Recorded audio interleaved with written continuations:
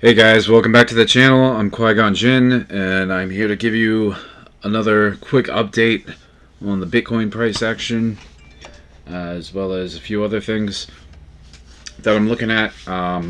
So, to start off, um, I guess I just want to say that there was a lot of it was basically a bloodbath last night, and a bit of today too. You know, the stock market wasn't doing super great.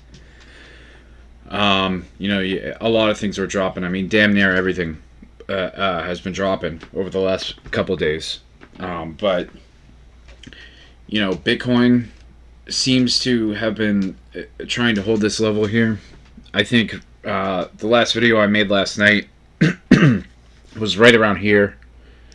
I think we were right about in this area, and I said like that. Was looking for a potential bounce from this area, but then also the possibility that we could drop lower below this line. So it looks like we did get a bit more of a flush out. What was this move here? I'm actually gonna measure this. From this 55K. We dropped another 11%. But I believe that I had also mentioned that back before, back in the day on the daily chart, just to sort of recap this a little bit from yesterday's video, when I was talking about this whole death cross incoming thing.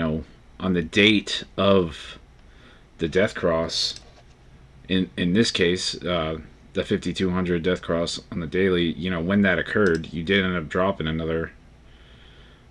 In this case, you dropped another 25%. I mean, I think I had it drawn from over here where, you drop another 17%. But what I was trying to say was basically, when these type of things happen, sometimes, not all times, but sometimes, the price is either nearing a local bottom or nearing a major bottom. And I said, could the price go a little bit lower? Like, sure, but I mean, going not too much lower, is tends to be the norm. Um, not to say that it's easy to predict, really anything that happens in the market, especially with Bitcoin. Bitcoin is so unpredictable. But I mean, that's what we ended up getting. I think from back here. So if I go back to the 15-minute chart, like I said, I was mentioning this consolidation, how this was sort of an area of value, and you can see that even though we did flush out a little bit more, you had this nice base formed. You had a nice double bottom bounce here on the 15-minute, essentially right at around like the 49.5 area. After that big flush out, you got a few more, real high volume candles come in then at that point. So I think it was pretty obvious that there was, some a lot more stop outs and liquidations that still needed to be taken out here. And maybe this whole move wasn't quite sufficient. Maybe like you needed another final capitulation here in order to actually get the job done. So what I've been trying to look for is sort of that signal where this bullish divergence shows up, at least on some time frame. And at least what I've noticed with these divergences is they typically show up on the smaller time frames before the lower time frames before the higher time frames. So as you can see here, the RSI got super oversold. Like, this is just on the 15-minute chart. The RSI got super oversold. Like down to like 12, 13 area. And then the price did continue to make another lower low.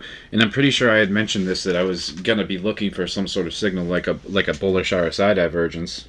And I think it'll be easier if I just hide the stochastic for now. I believe I mentioned that I was going to be looking for some sort of signal, some sort of bottoming signal that would, that would give me like another confluence that we were ready to bounce from this level. We did end up going a little lower there on the price. So you made a lower low in price, you made a higher low in the RSI here at 19, and the RSI is continuing to sort of build strength with these higher highs and higher lows. You're kind of following this trend line actually pretty well ever since this divergence was put in. I mean, I guess you could sort of move it a bit just so that you get more touch points, more points of contact there. So I mean, that was sort of the first good sign, right? And yeah, we did end up going a little bit lower. I want to just refer back to the analysis that I wrote the other night. You know, because although I did say that, you know, I was targeting somewhere between 51 and 53K. You know, after that rejection from 61,350, I said, you know, we're probably pretty likely to go between 51 and 53K, hopefully finding support. But my current worst case, or my current worst case scenario would be fear-based capitulation, land somewhere between 47 and 48K. Now, I mean, something that I've learned is that when you try to get really precise with your targets, you know, more often than not, you hit the real general area, but you don't quite hit it on the dollar. A lot of the price action that happens in the market is heavily based off of, you know, just what's there in the order books, what's available, what is somebody trying to take, like, you know, what's somebody trying to buy, what's somebody trying to sell, and at what price. So as far as like where the price goes, and what candle prints and where the actual high and low of the candle is heavily dependent on order books and stuff like that. You know, the candle goes where the orders are in the order book, basically. So anyway, it's good to see that even though the price did go lower, you're starting to get higher lows in the RSI, even if it's only on the 15-minute. These bullish signals showing up, and I mean, they could be bearish too. They could be, you know, any type of signals. But when a signal shows up, it's like you want to see the beginning of it, the starting of it, the making of a bigger move start on the smaller time frames and build up and start to show that same sort of strength on the higher time frames. So that was a good signal. We did drop to a low of 48,888. So, you know, right about that 47, 48K area, like, you know, kind of almost getting into this level here, which I was saying, you know, would have been my worst case scenario, or where, you know, we were probably going to fall to, like before. I would expect that there had to be some sort of a bounce. You know, it didn't have much more to go down. Basically is the point I'm trying to make there. Around the general bottom is, you know, you just want to try to get as close as you can. Like I mentioned, we were extremely oversold on a lot of different time frames. There could end up being some extra selling even in those situations. There could be some extra selling, and you ended up having this really nice double bottom here before starting to charge back up. You ended up getting back above this 52K area, which if you zoom out, you know, I'll even go out to the weekly. You know, you dipped below, you wicked below this 50 weekly SMA, and you bought back up. You bought right back up, you know, above all of this. At this point, the weekly candle, you know, I was saying when it first started to print that it wasn't looking great, but a lot of price action can happen even in just one weekly candle, let alone, you know, an entire monthly candle. So I wasn't really too concerned. If anything, I saw this as just a much better buying opportunity.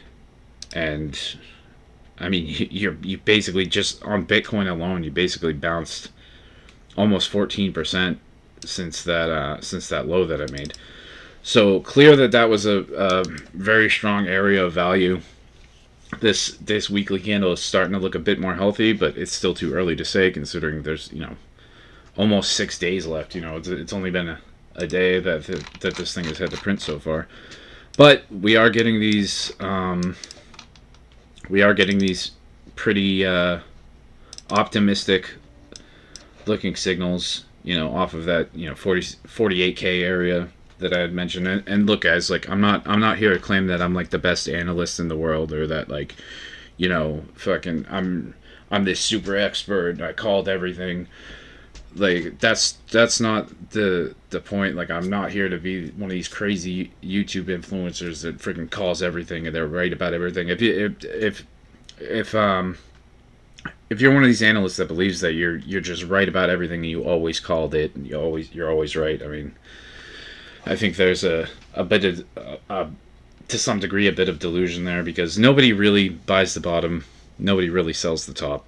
If you can buy the bottom of every move and sell the top of every move, or long the exact bottom of every move and short the exact top of every move, you shouldn't be, you know, caring about anyone else's opinion, because you're probably a super genius and probably honestly like has supernatural luck at the same time. But anyway, good that we had a good idea of the general area as to where the selling was going to slow down, and it looks like it really has slowed down. The one of the main points that I mentioned. So we are back above this 52 area. You dipped below this line here, which is the bottom line of this descending channel that I mentioned in the last video. You did dip below that, but you've had a really fairly significant bounce right off of it. I mean, that's another thing I was talking about, is how it looked like capitulation. It definitely looked like capitulation, felt like capitulation. And as someone who's brand new, they're probably not going to know what's going on, and they're not going to they're going to be shitting their pants and selling everything. I hate that the whole idea of that, because I've been there when I was a brand new trader. I've been there and I was like, everything's crashing, I'm gonna have to just sell before I lose everything. But when you get stuck in those types of scenarios and you're not able to remove the emotion from the trade itself, that's when it becomes extremely easy to lose money, guys. So I'm telling you, I wanted to be there at least to try to get into people's heads. Don't be selling the bottom of the move. Don't panic, don't sell out, because we're probably very likely close to a pretty significant bottom here. So you have this pretty nice bounce here. On the going back to the 15-minute just real quick. I don't want to spend too much time on the lower time frames, but going back to the 15-minute real quick, I had mentioned that you definitely do, as a first good sign of strength, and that Bitcoin is trying to get back into a position of strength, would be taking back this 55K area.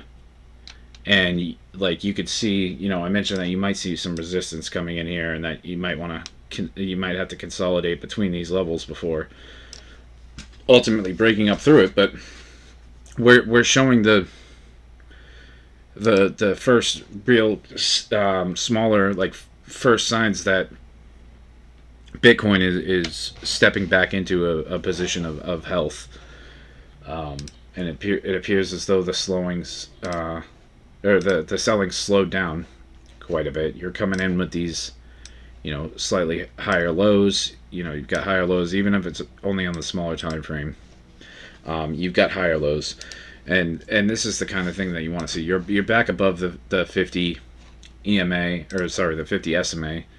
You sprung back above it, had this short-term rejection off of 55K, came right down, held above that 52 area, bounced off of the 50 SMA, had one more go at the 55K, got another rejection, but put in a higher low, a second higher low. So you had this low, slightly higher low, slightly higher low, slightly higher low.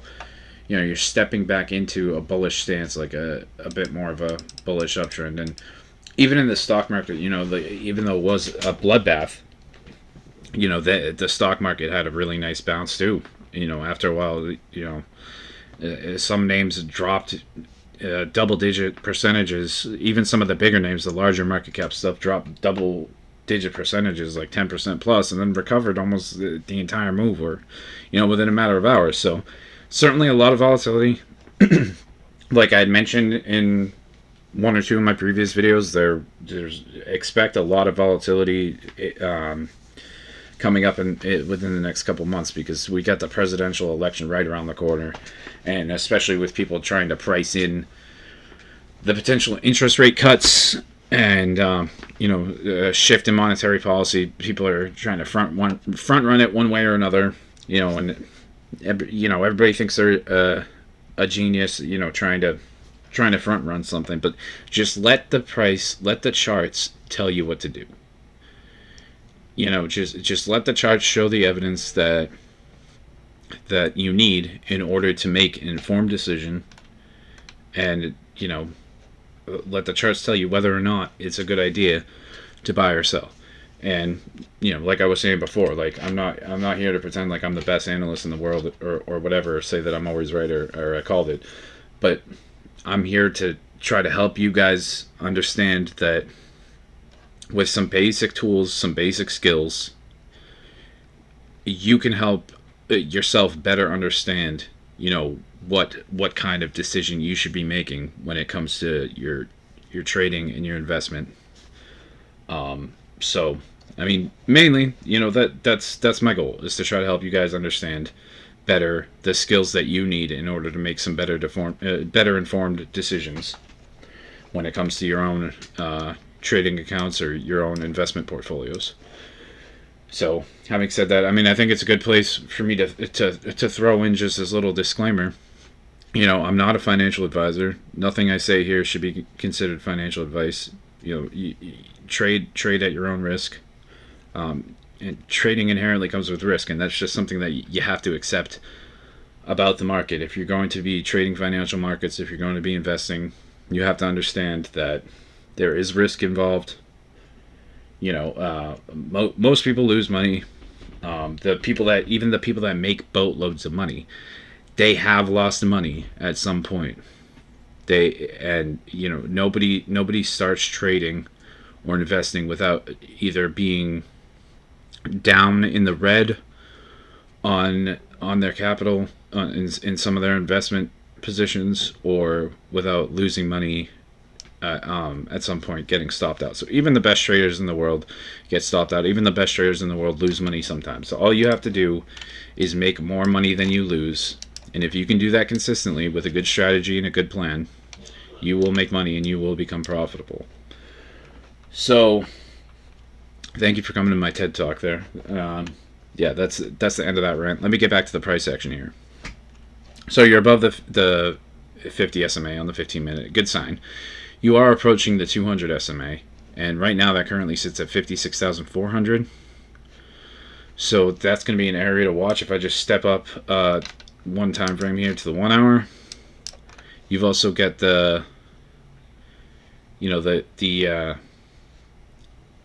50 SMA on the 1 hour, which, no brainer. The 200 divided by 4 is 50.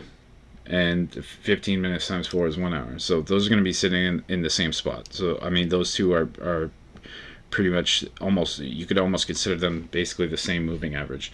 So you might get your first challenges there, around 56.4K. But again, it is a good sign that you're seeing price action above 55K. It looks like we're holding stable so far. You want to continue to see more of these 1 hour candles close above this 55K, because up until now, these candles were rejecting. All of this whole area right here, all of these candles were closing below this 55K area, right? But then we got this guy. This guy, just printed about 4 hours ago, and that was sort of the like, hey, let's go, let's get back into a bullish stance, closing above 55K. So you've got a good sign there. Again, you want to maintain these higher lows. and also just watch out for this because we're coming into this area where you might see some challenges. But if you get some consolidation above this 55K and you continue to close above 55K, you could start seeing these higher targets like 60K potentially. And then you want to start flipping the next level again. This is part of market structure. You play it level by level. If you lose a level, you want to see the price come back, regain that level, come back, flip it as support, and then go on to the next level where you then break through the next level. You ideally want to see that one flipped as support next. That's where you can get a good idea of market structure, whether or not something is looking more optimistic, like it wants to change its attitude, let's say, I guess. I want to see sort of what if there's any sort of way that I could draw this trend line where it matches up with multiple different things, because I mean I might even have to localize it a bit more, but I don't know. I mean, as far as being looking for active trend lines after such a violent move, I don't know if that's even the right course of action. But you're working on this sort of V-shaped recovery looking type thing. That's another good sign. So it's looking like, all these moves back here. All of these moves back here, where you're not getting a significant bounce, rejecting, coming down, come up, not really too significant of a bounce, reject, no bounce here, just drop, drop, drop. So it is good that we're getting, a bit of a sign of strength there with how, violent the move was down, and then now it's recovering almost just as quick.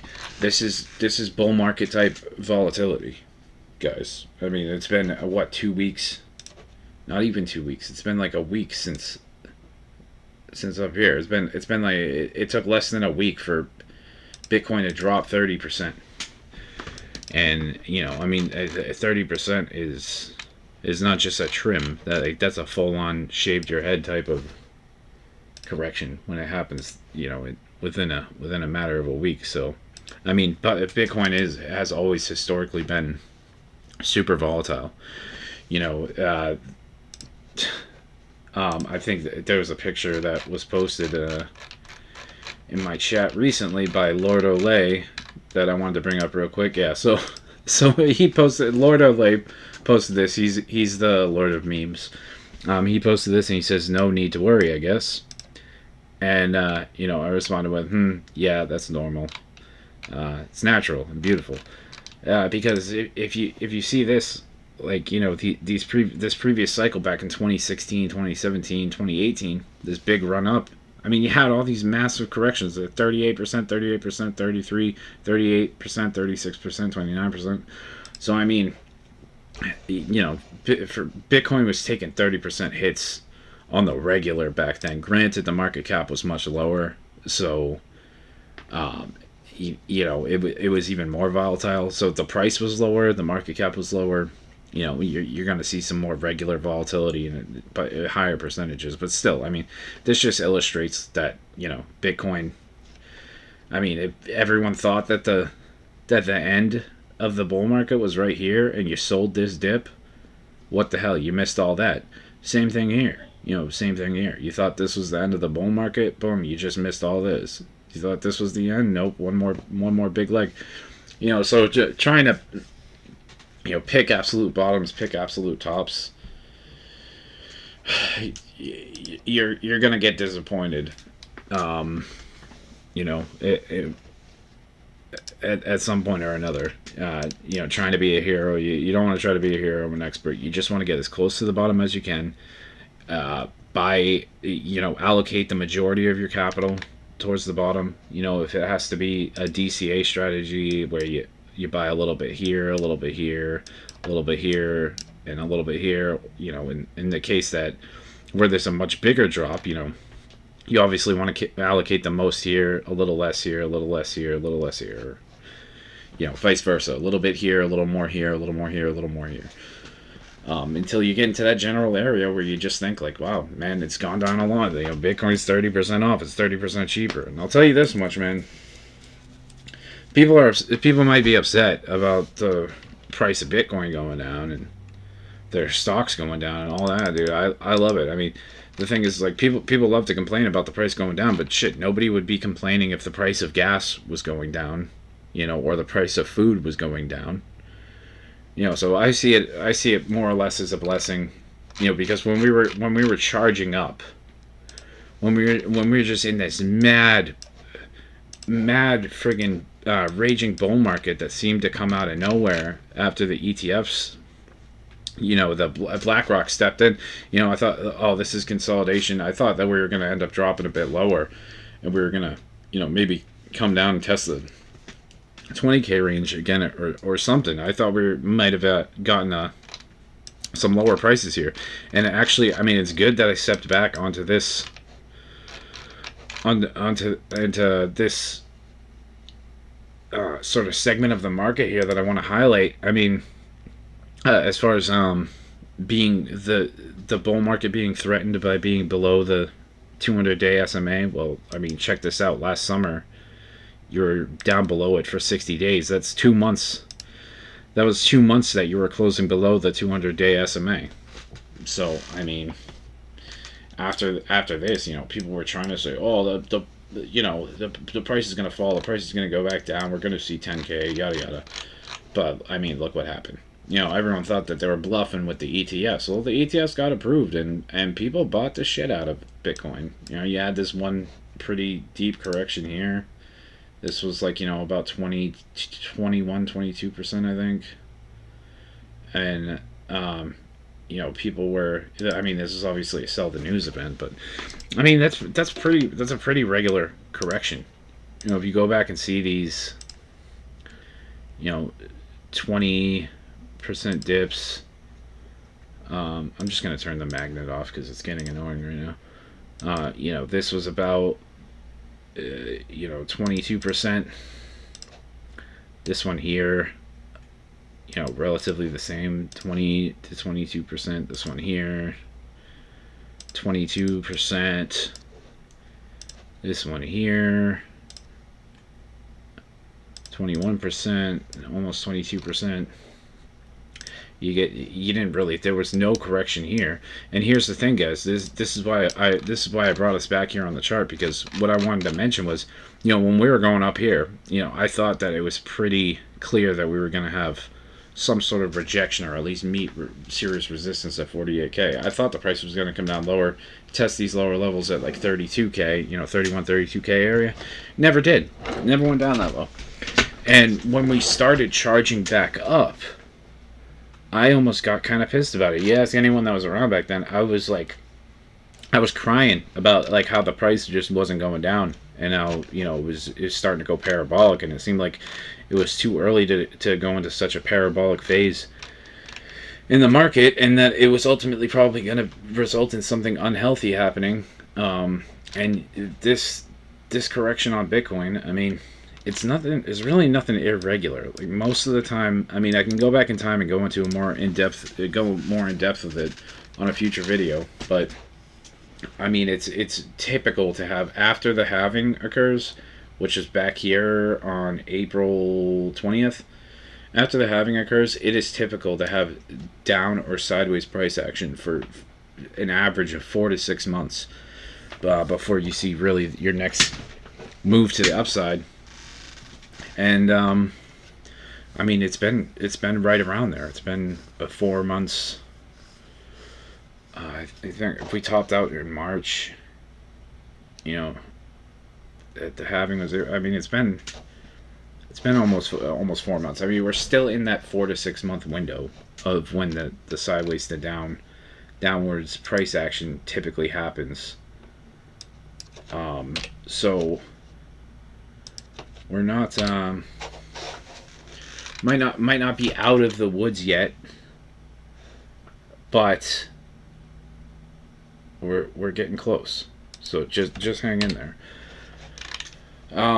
Anyway, I'll get back to the analysis here. I think I was moving up on the time frames. I think I'd gone to the 1 hour. Just wanted to check the oscillators here on the 1 hour a little bit. You got, this oversold RSI, like on the 1 hour, you were At 14 on the 4 hour, you got down to 12, like 11 or 12. Like, I mean, come on, guys. Like, if you're not familiar with these types of indicators or oscillators, I mean, they're pretty basic and pretty widely used by many different analysts.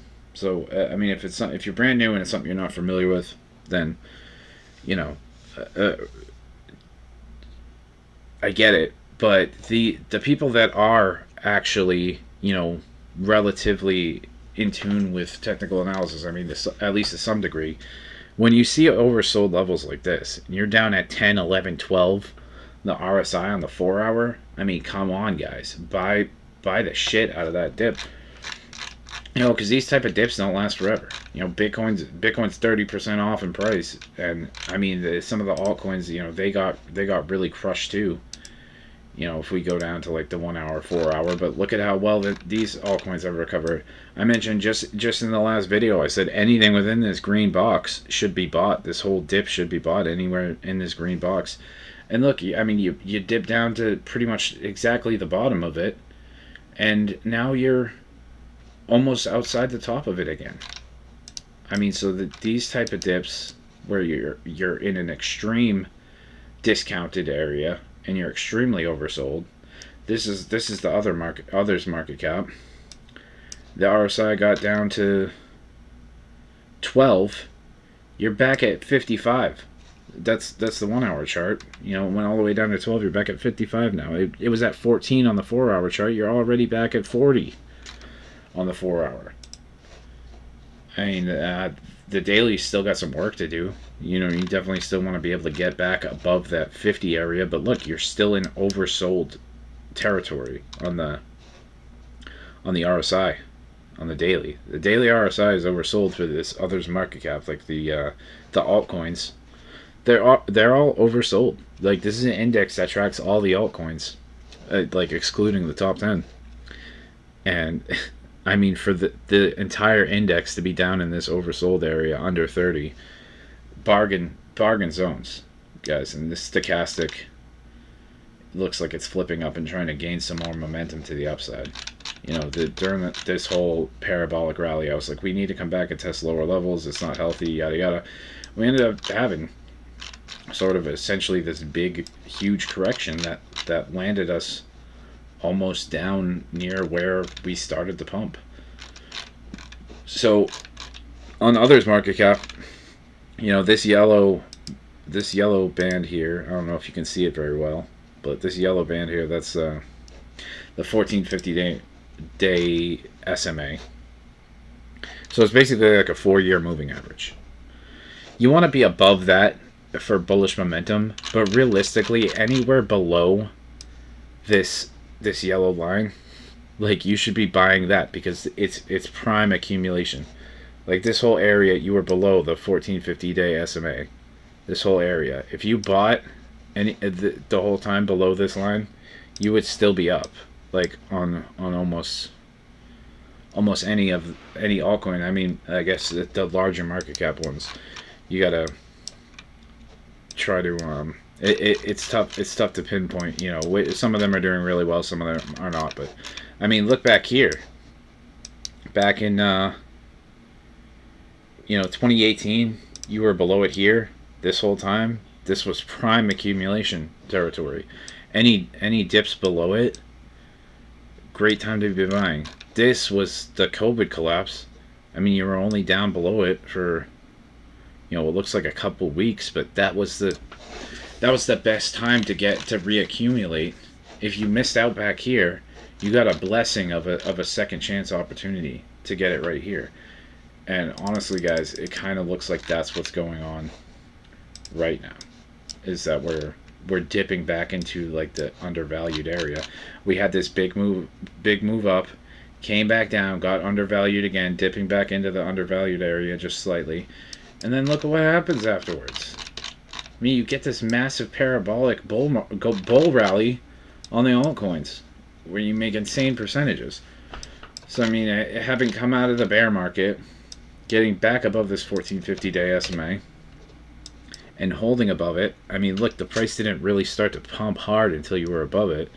You stayed above it for a while. I mean, you're in pretty much the golden zone for accumulation. If you wanted a chance to accumulate altcoins, but you didn't want to buy them, as it was skyrocketing, that's smart. I commend you for that. You don't want to buy some altcoins as it's skyrocketing. You never want to FOMO in.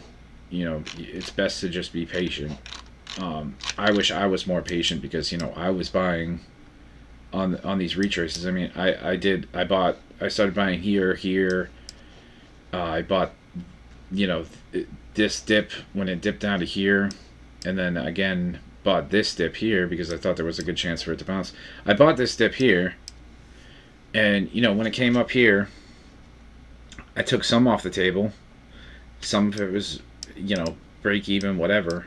But it was like, is it gonna make it past this level? Should I hang on to it or not? And we ended up getting a dumper candle. We had lost this trend line, this macro trend line here.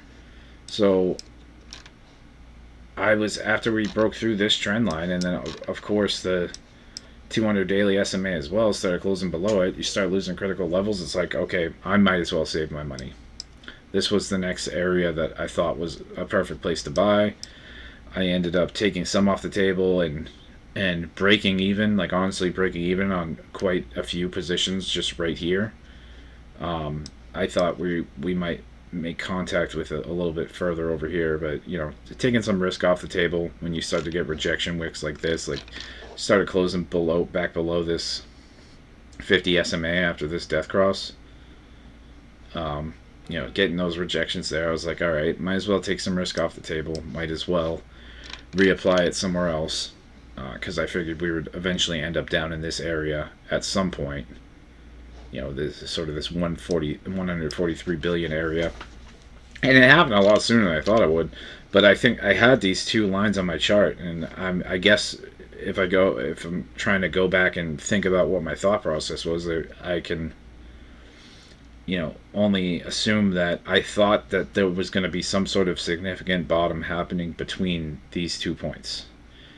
The beginning of August and mid-September. I figured that the altcoins would start seeing a significant bottom, or maybe they don't. Maybe they sort of have a more consolidation to do.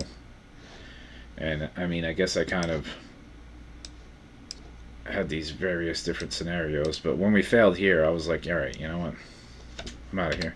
But I'm just gonna get rid of these, honestly, because I don't really, they're kind of just in the way at this point. So I mean, this I'm already rambling, and the video is going on much too long already. But I mean, this again, I'll reiterate, is a falling wedge. That's on the daily. That's a bullish pattern. Even if you do end up coming down lower, you might hit the top as resistance. You might come down one more time, but I mean, again, guys, everything in this green box, like it's my opinion that everything in this green box, everything below the 1450 day SMA should be bought. Like, you should be buying these dips, and because we're gonna eventually have a spring upwards, and it's gonna be glorious. If history, if history plays out similar to how it did in the past, we should be getting a pretty massive bull market and a pretty massive alt season at some point in the near future. Like in the next couple months, it should start to kick off, or my theory anyway. I'm not going to say it should, because really the price could do anything at any time, and we could have some sort of black swan event that comes up from out of nowhere and the market just crashes. But if I had to guess, I would say there's a very likely that we're moving in towards the stages where you start to get a parabolic alt season, and I think that's going to start at somewhere in the beginning of next year. After the election is over, you have that uncertainty off the table.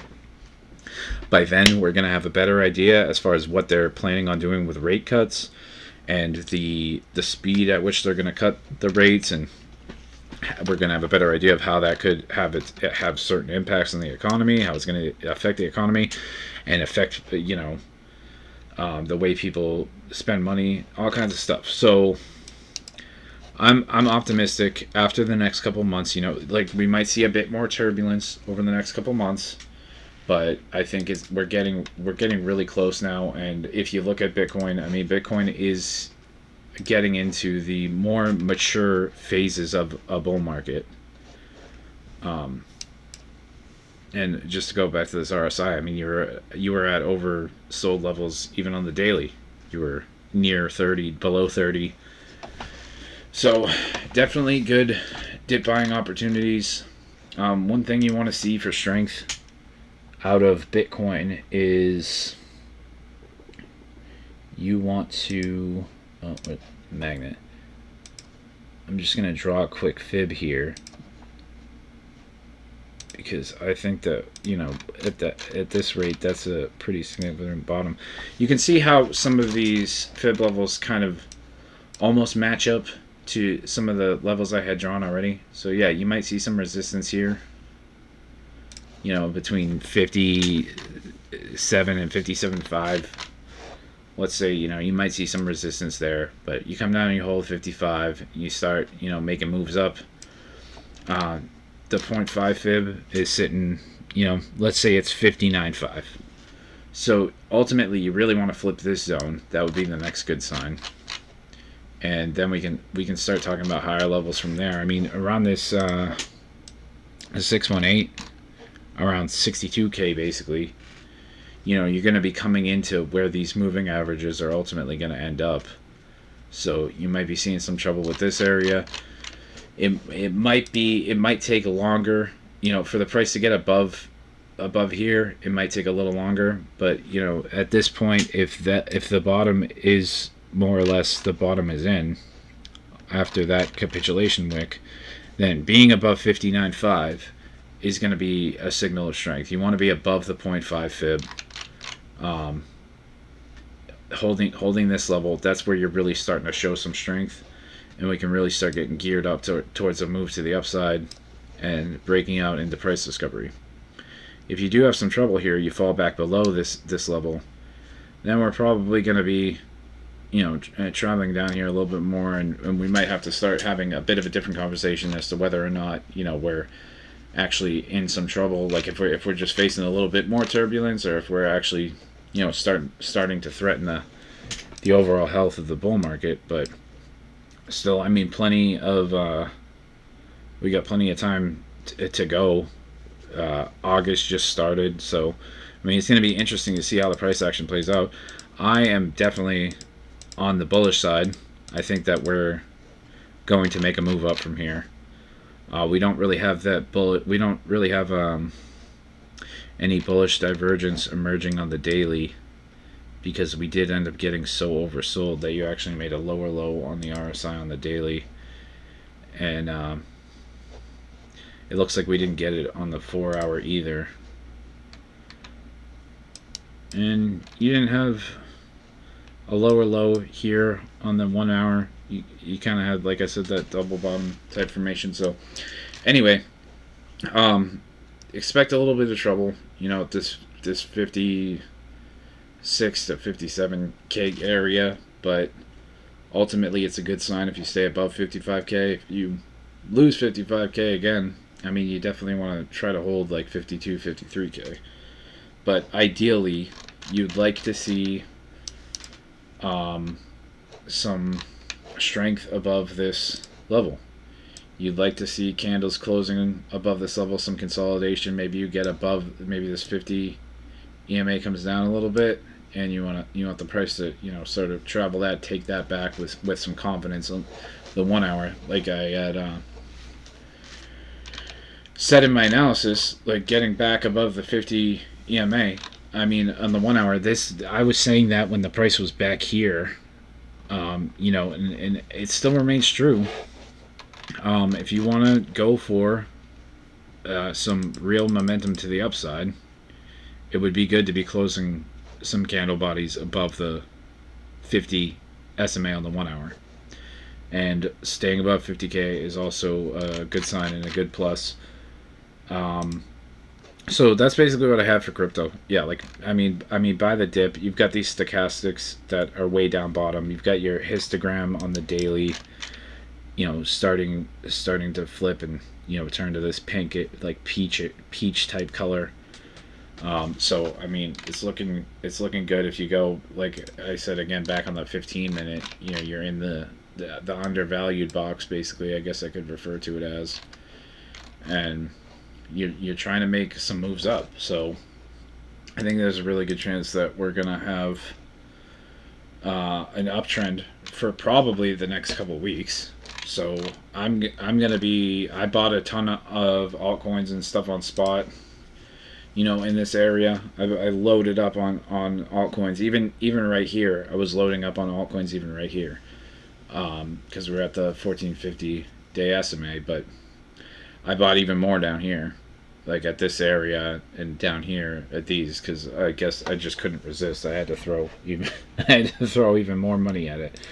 Um, but yeah, I mean, even if we go out to the weekly candle is starting to look a lot better. And what I wanted to point out was, if you look at the stochastic RSI, bottoming out down here typically doesn't last that long. I mean, look at all the times you got down to these levels. You didn't really stay there for very long before a huge move up. I mean, you had this you had this drop in price down here. Oh. You had this sort of drop in price or sideways downwards consolidation. The stochastic cooled off. Big move to the upside. This one back here, same deal. And then the last time before that, when it was this low, was the bear market low. So every time the stochastic gets this low on the weekly, even right here, this lower low in price and then higher low in the stochastic RSI, that should have said, like, buy the dip. Like, this thing's about to move. So if we start to see some more signals like that, we're gonna have some more evidence. But I mean, for now, things are looking good. It looks like you might have a double bottom of the stochastic here. And now, if we do, we have a lower low in price. Okay, if we do form a higher low in the stochastic RSI, which hopefully that does come in. This cross is not helping. It's not helping the bullish sentiment, but say we do have a higher low that comes in on the stochastic RSI after making this lower low in price, it's going to be a bull div on the stochastic RSI on the weekly. So, I mean, I think it looks optimistic. I think that this bounce was pretty powerful. We're slowly moving back into a position of strength there. And yeah, I mean, it's looking good. So far, so good, guys. I would continue to buy the dip. Now, moving over to US 500 real quick, because, I like to recap this a little bit. Oh, before I do that, though, I wanted to, take a quick look at what we've got here. I mean, as far as liquidations go, they're starting to even out. It looks like they're starting to even out and balance out on the the past 24 hours. Long and short liquidations are starting to balance out, and you see this type of thing when people are like, oh, the price is going down, the price is collapsing, I'm just going to short it, and they basically FOMO into a short, and then they start getting liquidated on the shorts. You start seeing more shorts getting liquidated than longs, and the liquidation amount starts to flip. So longs were completely getting wrecked yesterday, and they still were continuing, into last night, today. But I mean, you can see that there was a big, on these 4 hours, there was this big one that I mentioned, and then you can see that the long liquidations started to slow down just as the short liquidations started to pick up and get heavier. You see that there? They're starting to even out now. Now a bit more longs or now a bit more shorts are starting to get wrecked than longs. I mean, just in the last 4 hours, you can see that flip happening with, only 5 million in longs and were wrecked and 27 million in shorts. So, that's starting to turn around. So the tables are starting to turn on that. You've got crypto fear and greed today at 17. Wow, guys. Wow. 17 on fear and greed. The last time we were this low, I don't even have to look at a chart to tell you. The last time that we were this low, Bitcoin was bottoming. The last time we were this low on the Fear and Greed Index, Bitcoin was bottoming out at like 17K, like 15K levels. You know, that was the last time we were at 17 on the Fear and Greed. Like, it was like a, a long time ago. Long time ago, at 17, the last time, I mean, you have to go back more than a year. When was the last time? November 17th, 2022, which was when we bottomed out. I mean, around like mid to end November, that was like the FTX collapse. So, you know, we go back in time as far as like what the chart was doing mid to late November. That was right here. Mid November. Late November. Right here. So you were at the bottom. You were literally, Bitcoin was bottoming out at the bottom of the bear market. The last time that the crypto fear and greed signal was printing down in the 17 area. I mean, it's an insane. These are insane buying opportunities, guys. Like, I would really, I mean, not financial advice, but I'm buying. I can tell you that much. I've been buying these dips as much as I possibly can. Back to the liquidation data, just quickly. There's a bunch of liquidity above the price. You can see this liquidity stabbed down, took out basically all the long liquidity on the long side. It's been taken out. Now there was a ton of short liquidity that started to build up. I think the price is going to go get these guys. You know, these people, if they don't have the good sense to start closing their shorts, you know, and realize that if that either the down move is over or the majority of the down move is over and now downside is limited, shorts are probably going to get hurt. And this goes along with the whole what I was saying earlier. Like, this is bull market volatility. Like, the price drops really sharply, it recovers just as quick. That's bull market type volatility, and it's exactly what I love to see as a trader, because volatility creates opportunity. And you know, that's how we make money as traders. You know, it's a lot easier to sell high when you've already bought low, but you can't buy low. Like, you can't sell high without buying low. So, I mean, if you can understand and recognize where a lower price is, and understand and make a case for why the price is more likely to go up, you know, that's how you make money. We're trading probabilities. You know, we're not trading our feelings and emotions and all that stuff. We're trading probabilities. We're trading the charts. You know, so if you were really scared, just as a rule of thumb, if you were sitting there watching the price crash over the last couple of days and you got really scared, remember what that feeling was like, because that's exactly when you should be buying. When you are fearful, when you are scared and fearful, that's natural. That's when you should be buying. That's the best time to buy, is when the crypto fear and greed index is below freaking 20. Like, you're at 17. I mean, yeah, buy when others are fearful, sell when others are greedy. You know, make sure that when you see a lot of greed and a lot of euphoria in the market, that you're taking some profits off the table. When everyone's freaking out and and everyone starts getting really scared and you start feeling really scared, usually the best times to buy. So, anyway, just wanted to touch on those things real quick and give you an update on those. That it's probably, honestly, exactly the reset that we needed in order to kick off the next big. We needed a big reset in order to kick off the next big leg of the bull market. You know, which brings us up a lot higher, and you end up getting more bigger moves like that. I could be completely wrong, and this could be the beginning of, you know, a more severe downtrend that lasts a lot longer. But I guess we'll see. I mean, for now, it looks good, and I think that we've got a great chance of the price going up for probably the next couple weeks.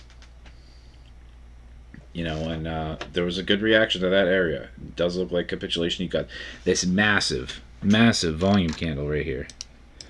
You see that volume spike? The last time you were getting volume candles this big was when we were cutting through all-time highs, like during this peak euphoria back in March, beginning of March. You're getting higher. You're getting more volume, higher volume candles on the daily, higher volume bars on the daily than you were when we were breaching all-time high. This type of thing with these massive volume bars that show up, the long wicks on bottom, that usually triggers a reversal. And I'm gonna stand behind like the statement that I made, that I'm gonna be bullish from this point. Statement that I made last night. I'm gonna be bullish from this point because I think it's much more probable that we're gonna go up. At this point back here, I was thinking it was much more probable that we were gonna go down. So I stuck to my guns, even though so many people were like, "Oh no, it's time to go up." I was like, "Nah, you know what? I think we're gonna go down." Sure enough, we did. Now I'm flipping. This is looking really good. So far. So just to wrap it up, I'm gonna start off, or just this quick analysis here on the US 500. Now I mentioned how it would be ideal to hold above the 20-week SMA. We did not do that. We ended up selling off below it. Lost that 5,300 area. I said to definitely watch out for 5,200. That ended up not holding, and I was saying that your last saving grace was probably right around this 5,000 area, where you have this 382 retracement fib level. You got this previous consolidation, and the thing that I had highlighted was this anchored VWAP from the low in October of 2023. You essentially bounced right off of that. And the 200 daily SMA, you're still above the 200 daily SMA.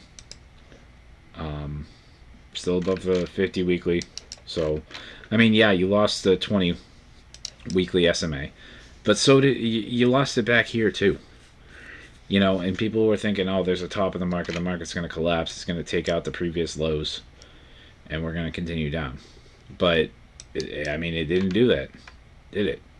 You lost the bull market support bands. You lost the 20 week, came up rejected from it, came down for one more move down, and then you blasted off into like this insane, just like basically parabolic movement. With just only a few corrections here and there to interrupt it. This is a pretty decent correction, and you know what? To be honest, this weekly candle is already starting to look pretty good. If this closes like this, like that could be a hammer bouncing off that anchored VWAP in this 382 fib level. That could be spelling some pretty good signs as far as like our next move up. Might need still a little bit of consolidation. During these times in an election year, I think it's natural for the price to sort of consolidate and cool off for a while. Almost sort of like it did back here. This was what was this, from the top here down to the low? 11% correction over 91 days. So 3 months. It took 3 months to drop it, to do a full double-digit correction of 10 or 11%. The S&P. Now, what have we got here? This is 10% within 21 days. So it took less than a month. It took only 3 weeks, basically, to drop as much as it took 3 months. So it just did a drop in 3 weeks that it did in 3 months. So again, bull market volatility, and expect this kind of volatility. Where as we get closer to the election year, or it's closer to the election. Sorry, we're in the election year. This is where this is where stuff can get dicey. But if you can hang on to your nuts, you'll be able to make some money, especially if you buy these massive dips. It was a shit show the other day. It was a bloodbath. Absolute bloodbath the last couple of days. But even if you just bought into the US 500 off of somewhere around this 5,000 level that I had mentioned. I mean, 4% up, 3.5% up, on the whole index. That's not a bad move to be making in less than a day. 3.5, 4% in less than 24 hours is huge. You know, I mean that's for the S&P 500. That's a huge move. I know it doesn't sound like a lot, but keep in mind that this index has a lot of major companies in it. So in under 24 hours to bounce and have a 3.5% move up, like that's great. You are still below this 5276 level, that I have on my chart, and I'm trying to find out exactly why it holds so much relevance. But yeah, that's a level that we appear to be rejecting from as of now. Like it appears like you're struggling, having a bit of trouble with that line specifically. And maybe it takes a little bit more time. Maybe it takes a little bit more time. It has to come down, touch this 5200 again, bounce, make a higher low, take back that level, and you're back on track to sort of going back to the top of this range at least. I mean, if I was to draw, I mean, let me go to the 1 hour, and then I'm gonna wrap this up. I've already gone on way too long, so drawing a fib from there, just from this recent swing high. Stretch it out a little bit. You're at a 382 retracement right there. Bam. On the money. So it would obviously be better to get above this, take back this level, then you can test this area right here. This is probably, a more likely level that you're going to see some more significant trouble. But then I'm sure that we put in some consolidation down here. I'm sure that it's going to come back, test that structure, and then go sort of try to charge back up. I mean, I don't know the future. Nobody knows what the price is going to do. Nobody knows what the chart is going to do. One of the analysts that I like, Jason Pizzino, he mentions all the time. He says nobody knows what's going to happen on the black side of the chart. Like, our job is to be detectives and try to figure it out. We're trying to use the tools that we have to try to anticipate what might be happening next on the right side of the chart, and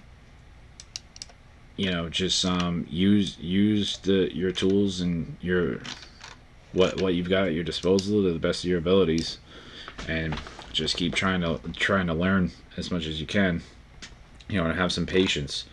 But yeah, anyway, like I said, going on a bit too long, but this is a level you want to watch to try to get above on the S&P 5276. You want to hold 5200.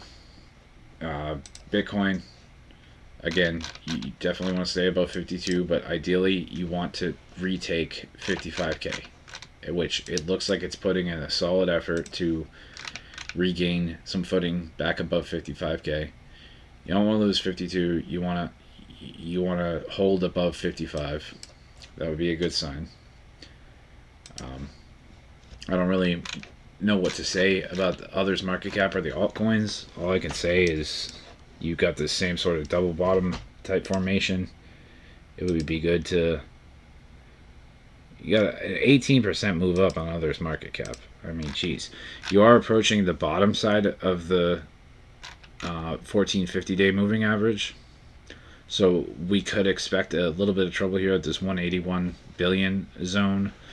So if you did catch the bottom or close to the bottom on altcoins and you're really just scalping, I mean, this might be a good area to take profit, because you might be seeing a bit of a correction come in before you start to try to retake this structure.